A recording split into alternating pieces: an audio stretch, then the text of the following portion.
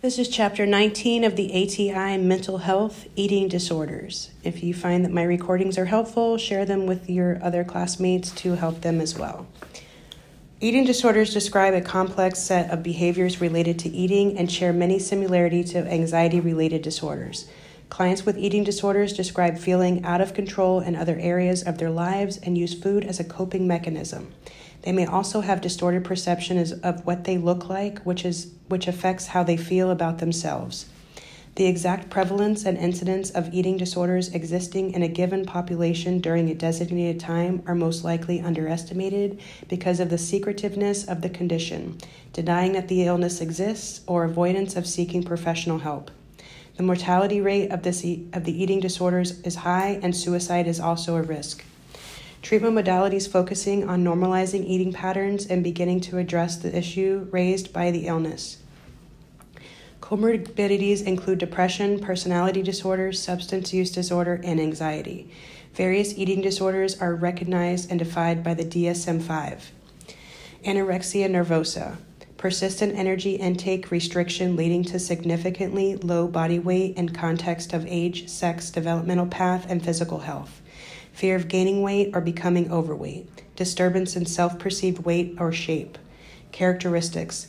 Clients are preoccupied with food and the rituals of eating, along with voluntary refusal to eat. This condition occurs most often in female clients from adolescence to young adulthood. Onset can be associated with a stressful life event such as college. Compared to clients who have this restricting type, those who have binge eating purging type have higher rates of impulsivity and are more likely to abuse drugs and alcohol. Types. Restricting type. The individual drastically restricts food intake and does not binge or purge. Binge eating or purging type. The individual engages in binge eating or purging behaviors.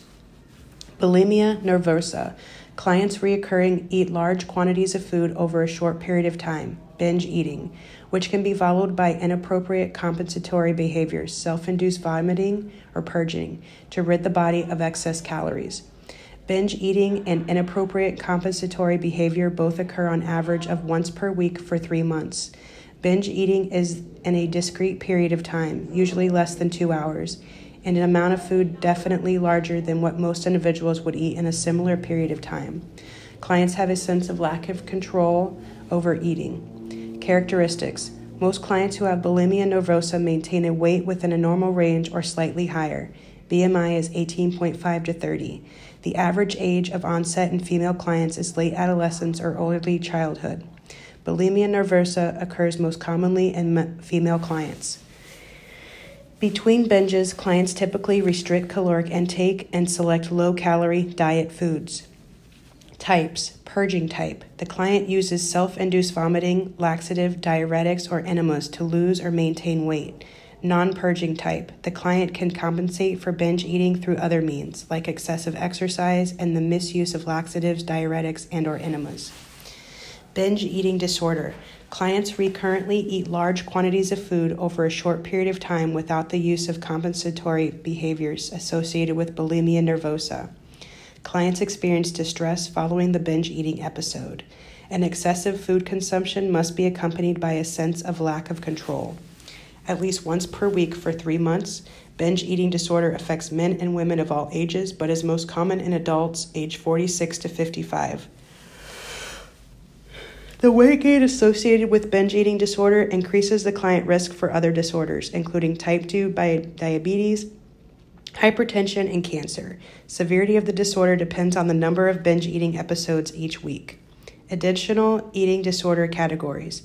Pica, eating non-food items like dirt, soap, or paint chips as they were food.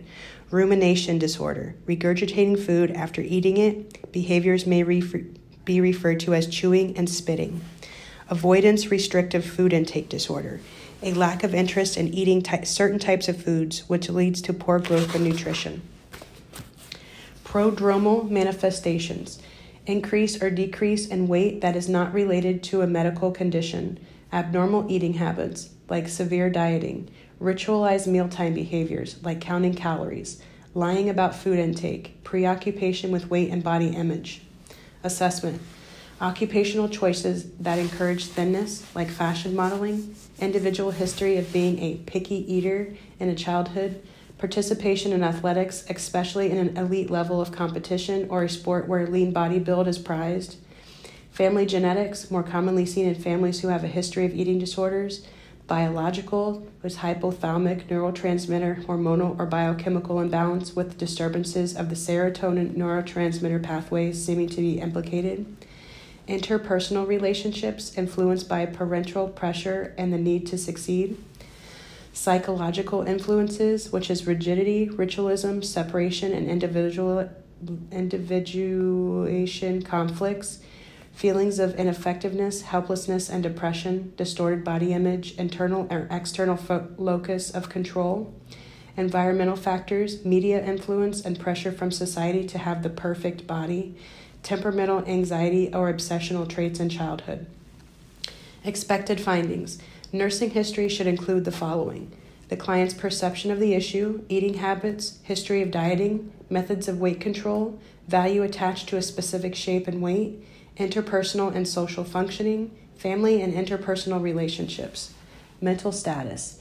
Cognitive distortions include the following: overgeneralizations. Other people don't like me because I'm fat. All or nothing thinking. If I eat any dessert, I'll gain 50 pounds. Catastrophizing. My life is over if I gain weight. Personalization. When I walk through the hospital hallway, I know everyone is looking at me. Emotional reasoning. I know I look bad because I feel bloated. Client demonstrates high interest in preparing food but not eating. Client is terrified of gaining weight. Client perception is that they are severely overweight and sees this image reflected in the mirror. Vital signs: low blood pressure with possible orthostatic hypotension, decreased pulse and body temperature. Hypertension can be present in clients who have binge eating disorder. Weight. Clients who have anorexia nervosa have a body weight that is less than 85% of normal weight. Most clients who have bulimia nervosa maintain a weight within the normal range or slightly higher. Integumentary, skin, hair, and nails. Clients who have anorexia nervosa can have fine, downy hair, and on the face and back, yellowed skin, pale, cool extremities, and poor skin turgor. Clients who self-induce vomiting can have calluses or scars on hand, which is Russell's sign. Head, neck, mouth, and throat. Clients who engage in purging behaviors can have enlargement of the parotid glands, dental erosion, and caries if the client is purging. Cardiovascular system, irregular heart rate, heart failure, cardiomyopathy, peripheral edema, and acrocyanosis. Fluid and electrolytes, acidosis or alkalosis, dehydration, and electrolyte imbalance. Musculoskeletal system, muscle weakness, decreased energy, and loss of bone density. GI, constipation, diarrhea, abdominal pain, self-induced vomiting. Reproductive status, amenorrhea can be seen in clients who have anorexia nervosa and menstrual irregularities. Psychosocial, clients can exhibit low self-esteem, impulsivity, and difficulty with interpersonal relationships, depressed mood, social withdrawal, irritability, and insomnia. Criteria for acute care treatment: weight loss of 20% of ideal body weight or less than 10% body fat, unsuccessful weight gain in outpatient treatment, failure to adhere to treatment contract, vital signs demonstrating heart rate less than 50, systolic blood pressure less than 90, temperature less than 96.8, ECG changes, electrolyte disturbances, psychiatric criteria, severe depression, suicidal behavior, family crisis, or psychosis. Laboratory and diagnostic tests. Common laboratory abnormalities associated with anorexia and bulimia. Hypokalemia, especially for those who have bulimia nervosa. There is a direct loss of potassium due to purging. Dehydration stimulates increased aldosterone production, which leads to sodium and water retention and potassium excretion. Standardized screening tools: eating disorder inventory, eating disorder examination, and eating attitudes test. Nursing care. Promote cognitive behavioral therapies, cognitive reframing, relaxation techniques, journal writing, desensitization exercises. Work with a dietitian to provide nutritional education and include correcting misinformation regarding food, meal planning, and food selection. Interprofessional care. A registered dietitian should be involved to provide the client with nutritional and dietary guidance. Complications. Nursing actions. Consult with the provider and dietitian to develop a controlled rate of nutritional support during initial treatment. Monitor blood electrolytes and administer fluid replacement as needed.